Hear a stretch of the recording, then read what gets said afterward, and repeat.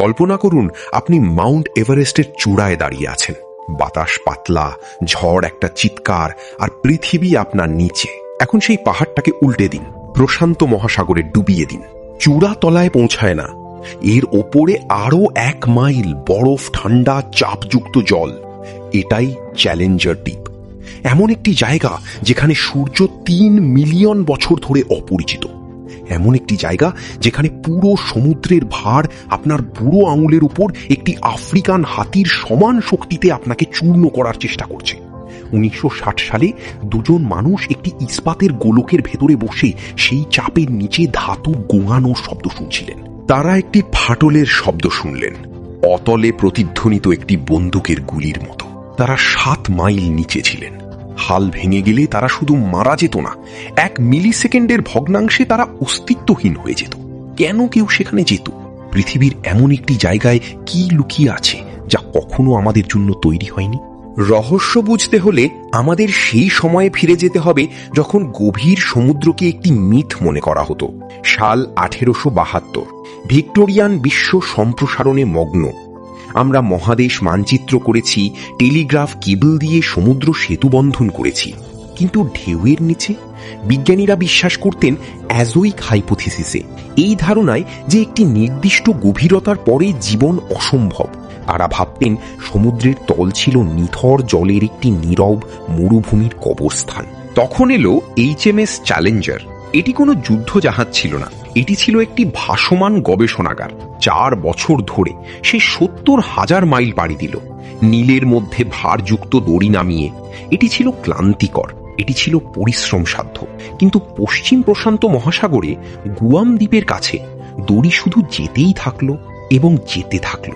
তারা 4400 ফ্যাথমের বেশি গভীরতা রেকর্ড করল, প্রায় 5 মাইল। তারা পৃথিবীর ভূত্বকে একটি ক্ষতের কিনারায় পৌঁছেছিল।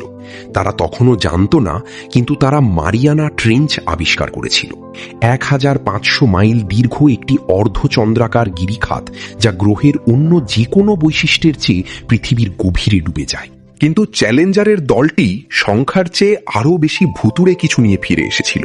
তারা কাঁদা নিয়ে এসেছিল, এবং সেই কাঁদায় ছিল জীবন। ক্ষুদ্র প্রাগৈতিহাসিক দেখতে জীব, যারা সেখানে থাকার কথা ছিল না। রহস্যের জন্ম হলো, যদি সেখানে জীবন টিকে থাকতে পারে তাহলে আর কি আছে সেখানে? 80 বছর এগিয়ে আসুন। বিশ্বযুদ্ধে আছে, বন্দুক দিয়ে নয়, অহংকার ও প্রযুক্তি দিয়ে। মহাকাশ দৌড় শিরোনাম দখল করছে, কিন্তু পৃষ্ঠের নিচে একটি ভিন্ন ধরনের দৌড় জন্ম নিচ্ছে। আমেরিকানরা অভ্যন্তরীণ মহাকাশ জয় করতে চায়। পরিচয় করুন জ্যাক পিকার্ডের সাথে, একজন লম্বা মৃদুভাষী সুইস প্রকৌশলী, এবং ডন ওয়ালশের সাথে, একজন কঠিন মার্কিন নৌবাহিনীর লেফটেন্যান্ট। তাদের রথ ট্রিয়েস্টে। এটা সাবমেরিনের মতো দেখাতো না, এটা একটা বেমানান অতিকায় ধাতব বিমানের মতো দেখাতো।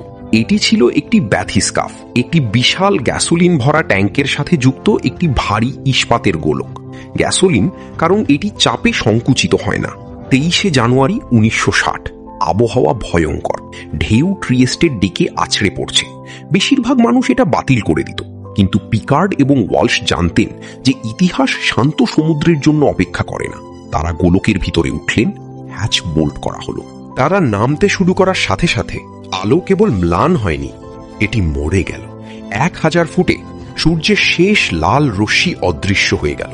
3000 ফুটে জগৎ একটি থেতলানো বেগুনি রঙে পরিণত হল। 10,000 ফুটে তারা মধ্যরাত্রির অঞ্চলে ছিলেন। গোলকের ভেতরের তাপমাত্রা মারাত্মকভাবে কমে গেল। দেয়াল থেকে ঘনীভূত জল ঝরছিল। তারা একটি ঠান্ডা জমাট ধাতব কবরে বসে গভীরতা পরিমাপক দেখছিলেন। 20,000 ফুট, 25,000 ফুট। হঠাৎ ব্যাং, গোলকটি কেঁপে উঠল। ওয়ালশ এবং পিকার্ড জমে গেলেন। তারা একে অপরের দিকে তাকালেন, শ্বাস আটকে। একটি বাইরের প্লেক্সিগ্লাস উইন্ডো ফেটে গেছে। তারা মাইলের পর মাইল নিচে ছিলেন। ভেতরের উইন্ডো গেলে তারা চিৎকার করারও সময় পেত না। তাদের একটি পছন্দ ছিল, এখনই ফিরে যাও এবং বেঁচে থাকো, অথবা অজানায় এগিয়ে চলো। তারা এগিয়ে চলল। 35,814 ফুটে ট্রিয়েস্টে অবশেষে স্পর্শ করল। চারদিকে সাদা পলি মেঘের মতো উড়ে উঠল, যেন কাটা হাতির দাঁত, যেমন পিকার্ড বর্ণনা করেছিলেন।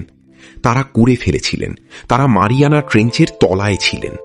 তারা ক্ষুদ্র পুরু পোর্ট হোলের মধ্য দিয়ে তাকালেন একটি ধ্বংসভূমি দেখার প্রত্যাশায়। পরিবর্তে তারা একটি অলৌকিক দৃশ্য দেখলেন। প্রায় 1 ফুট লম্বা একটি চ্যাপ্টা মাছ অন্ধকারের মধ্য দিয়ে সাঁতার কাটছে। সেই মুহূর্তে জীববিজ্ঞান নতুন করে লেখা হলো।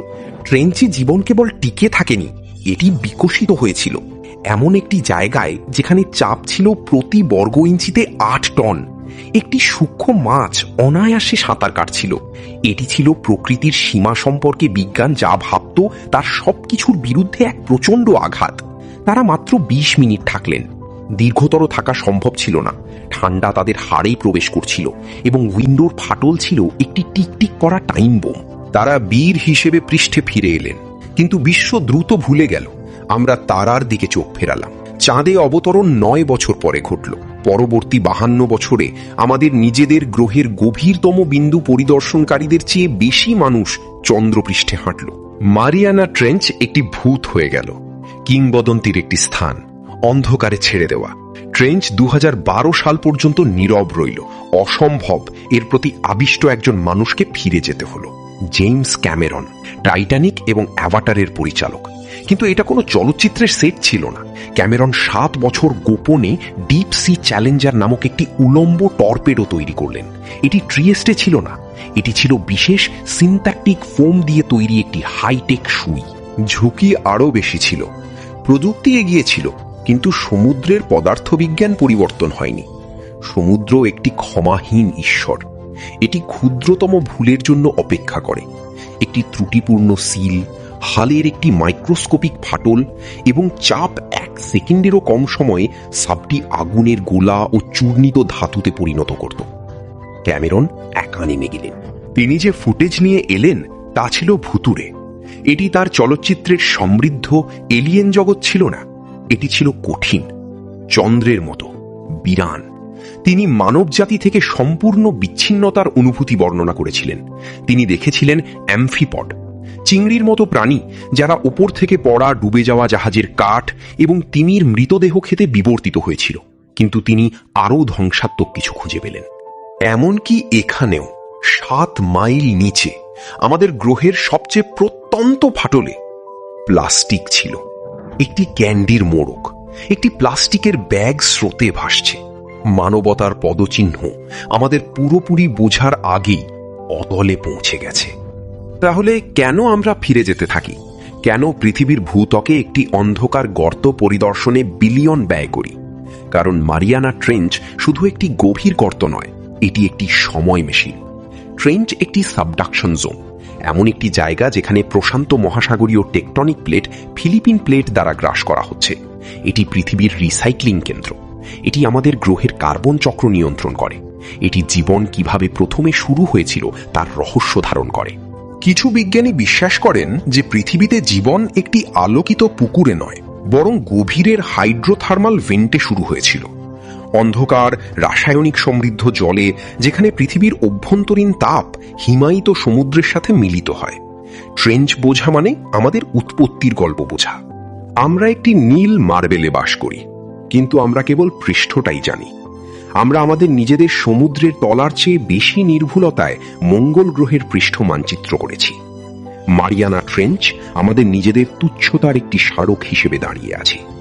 এটি গভীরের একটি ক্যাথিড্রাল, এমন একটি স্থান যা সময়ের বাইরে বিদ্যমান। আমাদের যুদ্ধ, আমাদের সাম্রাজ্য এবং আমাদের শোরগোলের প্রতি উদাসীন। এটি আমাদের শেখায় যে আমরা অভিযাত্রীর একটি প্রজাতি। আমরা পর্দার পেছনে কি আছে তা দেখার, অস্পর্শযোগ্যকে স্পর্শ করার এবং অস্তিত্বের অন্ধকারতম কোণে আলো ছড়ানোর ক্ষুধা দ্বারা পরিচালিত।